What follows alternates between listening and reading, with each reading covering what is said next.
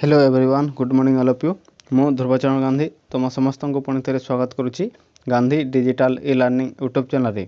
तो आज आम आलोचना करवा +3 पंचम semester DSC paper DSC paper 11 number paper कवितार संज्ञा काव्य एवं कवितार संज्ञा स्वरूप एवं विकास कवितार संज्ञा स्वरूप एवं विकास को आज आम आलोचना करवा। तो पूर्ववर्ती पाठगुड़िक आम कविता काव्यर संज्ञा स्वरूप संभाव्य दीर्घ प्रश्नोत्तर एवं संभाव्य संक्षिप्त प्रश्नोत्तर गुड़ी को आलोचना करथिले। वर्तमान आम कवितार संज्ञा स्वरूप एवं विकास संभाव्य दीर्घ प्रश्नोत्तर एवं संभाव्य संक्षिप्त प्रश्नोत्तर गुड़ी को आलोचना करवा। तो प्रथम पर्यायर आम दीर्घ प्रश्नोत्तर गुड़ी को आलोचना करवा। तो वर्तमान कवितार संज्ञा एवं स्वरूप एवं विकास रे 5टी क्वेश्चन आसबार संभावना रही संभाव्य। तो सेगुड़ी को आम आलोचना करिपरिबा। तो कवितार संज्ञा एवं स्वरूप संपर्क आलोचना कर एपरी एक क्वेश्चन आसीपारे। ता सहित कवितार स्वरूप संपर्क आलोचना करी यार विभाहीकरण को दर्शाओ एपरी मध्य गोटे क्वेश्चन आसीपारे। तो ये दुईटी क्वेश्चन को बाद देले वस्तुनिष्ठ कविता को केते भाग में विभक्त करा जायछि आलोचना कर एपरी मध्य गोटे विभाहीकरण अनुଯାयी आसीपारे क्वेश्चन। ता सहित व्यक्तिनिष्ठ कविता को केते भाग में विभक्त करा जायछि सेगुडी को आलोचना कर एपरी मध्य आ गोटे क्वेश्चन आसीपारे। ता सहित कवितार संज्ञा स्वरूप दर्शाई यार कवितार विकास क्रम संपर्क में सूचना प्रदान कर एपरी मध्य गोटे क्वेश्चन आसीपारे। तापर आम द्वितीय पर्याय को आलोचना करबा संभाव्य संक्षिप्त प्रश्नोत्तर गुड़िक। तो प्रथम क्वेश्चन कविता कहले कौन बुझ। तो कविता हेउची कविता साहित्य जहाँ एक एकाग्र कल्पित सचेतनता अभिज्ञता किंबा यार अर्थ ध्वनि एवं गीत पर मनोनीत तथा व्यवहृत भाषा माध्यम एक निर्दिष्ट भाव प्रवणता सृष्टि करे। तो 2 नंबर पाश्चात्य विद्वान डॉक्टर जॉनसन का मतरे कवितार संज्ञा कौन। तो पाश्चात्य विद्वान डॉक्टर जॉनसन का मतरे कवितार संज्ञा होची पोएट्री इज मटेरियल कंपोजिशन अर्थात कविता एक छंदबद्ध रचना यह सत्य सहित आनंद को एकीभूत कराई देवार गोटे कला। तापरे पाश्चात्य भाषाविद कार्लाइन का मतरे कवितार संज्ञा कौन। तो कार्लाइन का मतरे कवितार संज्ञा होची पोएट्री इज म्यूजिकल थॉट अर्थात सांगीतिक भावनार अभिव्यक्ति ही होची कविता। तापरे नेक्स्ट क्वेश्चन रोमांटिक कवि सेलिंग का मतरे कवितार संज्ञा कौन। तो रोमांटिक कवि सेलिंग का मतरे कवितार संज्ञा होची poetry is the record of the best and happiest moment of the happiest and best mind अर्थात सर्वोत्तम प्रसन्न मुहूर्तर मानसिक भावावेगर अभिव्यक्ति ही होची कविता। तापरे नेक्स्ट क्वेश्चन कॉलेरिज का मतरे कवितार संज्ञा कौन। तो कॉलेरिज का मतरे कवितार संज्ञा होची poetry the best word in the best order अर्थात सर्वोत्तम क्रम रे कविता सर्वोत्तम शब्द। ठीक सेपरी कल्लोल कवि दीनकृष्ण दास कविता संपर्क में कौन मत देछंती यार मध्य गोटे क्वेश्चन आसीपारे।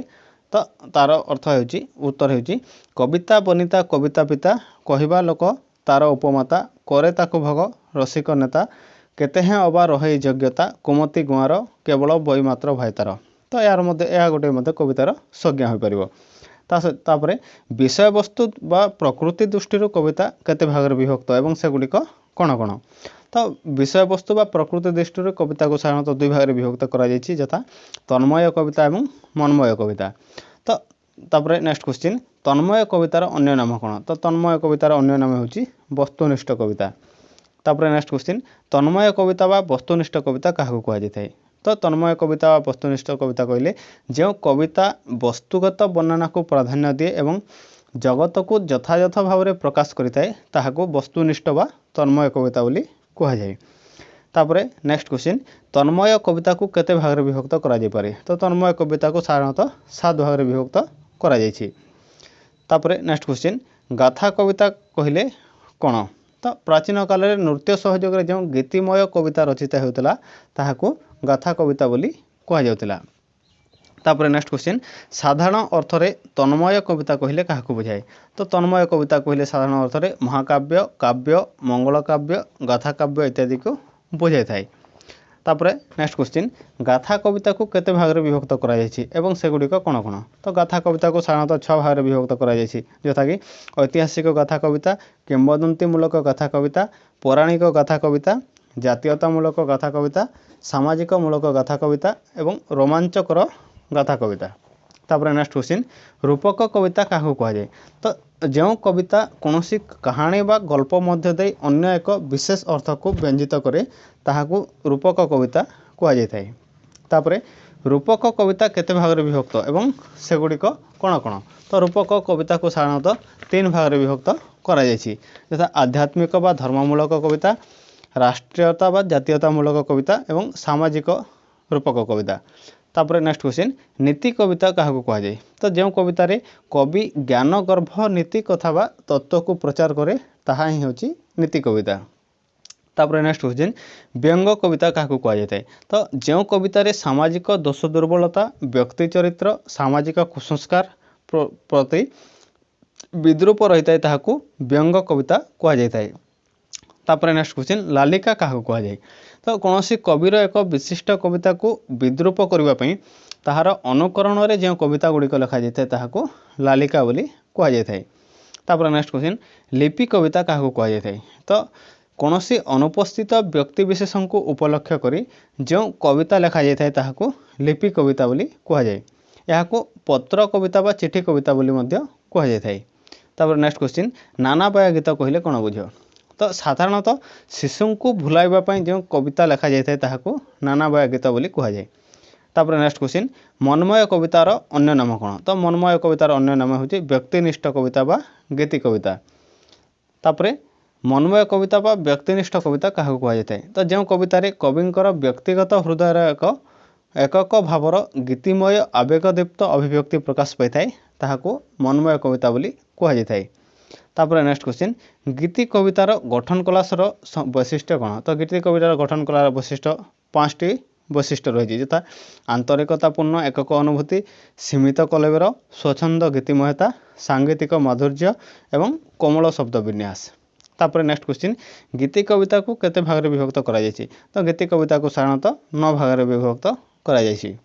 तापर नेक्स्ट क्वेश्चन भक्तिमूलक गीति कविता क्या कहुए। तो जो कवितार कवि हृदयर भगवत भक्ति भाव बा ईश्वरनारु रक्ति स्वच्छंदरे व स्वाभाविक भाव में प्रकाश पाई ताहाकू भक्तिमूलक गीति कविता बोली कहुए।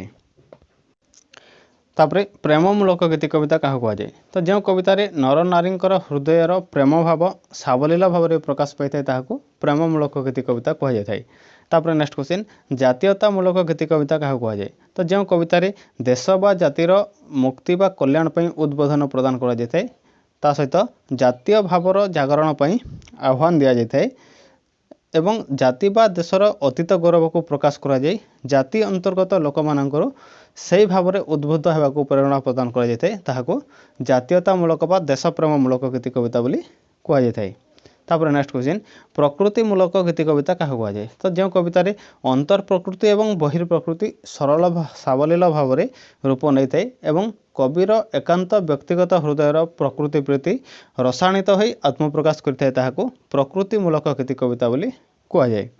तापर नेक्स्ट क्वेश्चन चिंतामूलक गीति कविता क्या कहुए। तो जो कवितार कवि हृदयर एक विशेष दार्शनिक तत्व बा चिंता प्रकाश पाई ता सहित जीवनर रहस्य बा अतीन्द्रिय भाव प्रकटित होता है ता सहित जीवन एवं मृत्युर चिंता सहित ईश्वरंकर सहित मनुष्यर संपर्क फुटी उठी है ताहाकू चिंतामूलक गीति कविता बोली कहुए। तापर नेक्स्ट क्वेश्चन शोक गीति कहले कौन बुझ। तो जो कवितार व्यक्तिगत बा जातीय शोक कहानी प्रकाश पाई ताहाकू शोक गीति कविता बोली कहुए बा आत्मीय स्वजनकर मृत्यु जो शोक रूपक गीति कविता लिखा जाए ताहाकू शोक गीति कविता बोली कहुए। तापर संबोध गीति कविता कहले कौन बुझ। तो कौन सी वस्तु बा व्यक्ति बा जीव को संबोधन करी गांभीर्यपूर्ण भाव में आत्मगत अनुभूति को प्रकाश करागले ताहाकू संबोध गीति कविता कहुए। तापर नेक्स्ट क्वेश्चन चतुर्दशपदी कविता कहले कौन बुझ। तो चतुर्दशपदी कविता साधारणतः 14 धाड़ी विशिष्ट कविता यह गोटे निर्दिष्ट शैली रचित होता है गोटे निर्दिष्ट छंदरे रचित होता है। तो यार प्रत्येकटी धाड़ी में 14टी अक्षर थाए एवं स्थल विशेष 18टी अक्षर रही है। तापरे अष्टक क्या कहुए ये चतुर्दश पदी कवितार बा सनेट्र 14 धाड़ी मध्य प्रथम 8 धाड़ी को अष्टक बोली कहुए। तापरे षटक क्या कहुए तो ये सनेट्र अष्टकर परवर्ती 6 धाड़ी को षटक कहुए। तो सनेट्र 14 धाड़ी प्रथम 8 धाड़ी को अष्टक कहुए एवं से अष्टकर परवर्ती 6 धाड़ी को षटक बोली कहुए। तापरे चतुष्क बोली क्या कहुए तो जो अष्टक रहा अष्टकर प्रत्येक 4 धाड़ी को चतुष्क बोली कहुए।